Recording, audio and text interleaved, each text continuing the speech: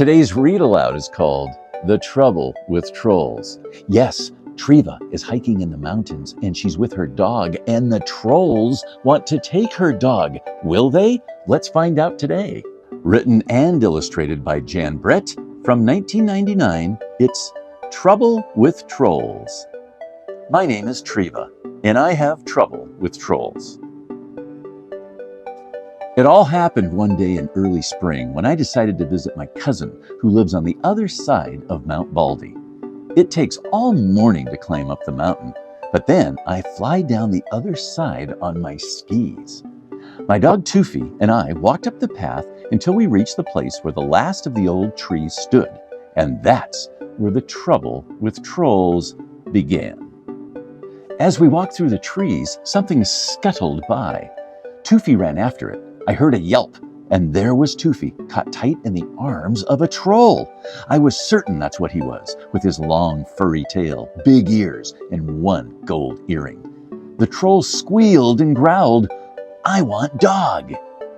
He waggled his ears back and forth at me. Then I had an idea. Maybe I could trick this greedy troll. "Go ahead, take the dog. I've got my beautiful mittens." And I reached up and warmed my ears, as if I couldn't do without my mittens. The troll's eyes darted back and forth from Toofy to my mittens, but it was too much. He had to have them. He dropped Toofy, grabbed my mittens, and ran off.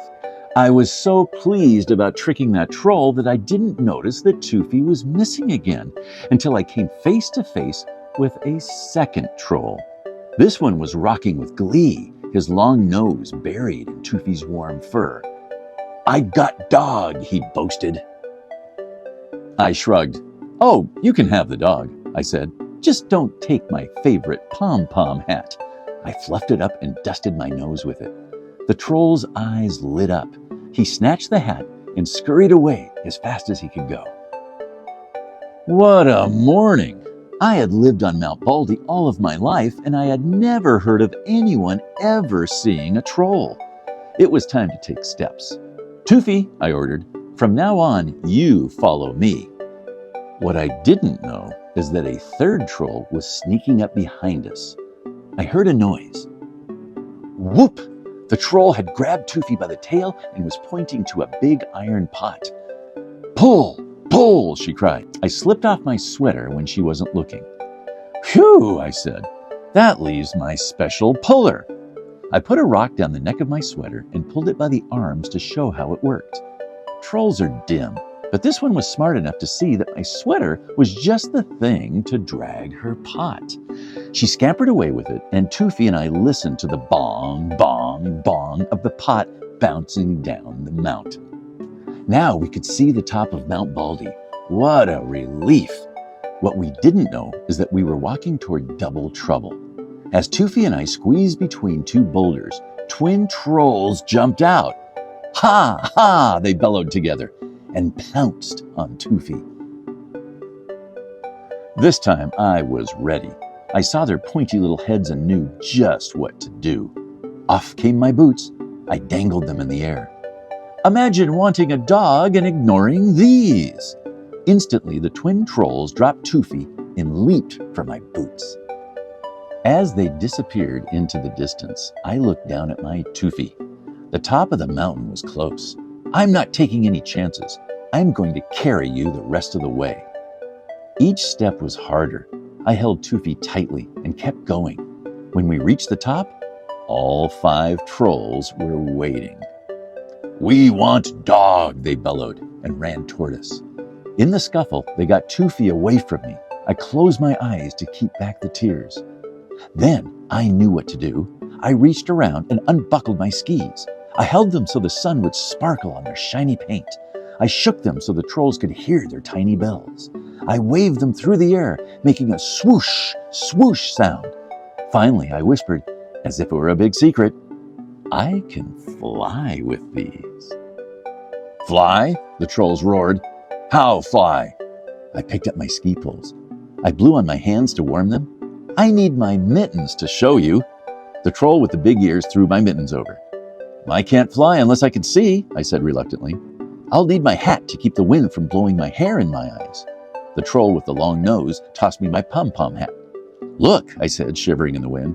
"Flying is easy, but I can't do it without my sweater, and that's final." The other trolls stared at the troll with my sweater. She hesitated, but then gave it to me. I put it on and positioned my skis on the snow, but even the trolls could see that my feet wouldn't fit into the bindings. "I really need those boots," I said reassuringly to the twins. Now I had everything back: my mittens, my hat, my sweater, and my boots. I stood at the top of Mount Baldy, ready to go. I held a piece of yarn high in the air to test the wind for flying. It was too much for those greedy little trolls. "Fly, fly, fly," they clamored. "I need you to push me." "Can't push," they cried. "Hold dog." "Okay," I said, sighing. "I'll hold the dog." The trolls gave me one giant push. "Fly, fly, fly," they shouted at me. As we flew down the mountain, I could hear the trolls' cries change to the wails of "Dog, dog, dog." And as I looked back, all I could see was a pile of trolls shoving and pushing each other furiously around in the snow, arms flying, heads bumping. Tufi and I made it safely down the mountain, and the trolls have never been seen again. But if you travel over the top of Mount Baldy in early spring, you can see the white cotton grass waving wildly in the wind. It's all that is left from the day I had the trouble with trolls. Well, how clever Treva was in outsmarting those trolls, getting her dog back, and getting a nice ride down Mount Baldy at the end. I hope you enjoyed hearing this story as much as I loved reading it to you. Please hit subscribe and please like.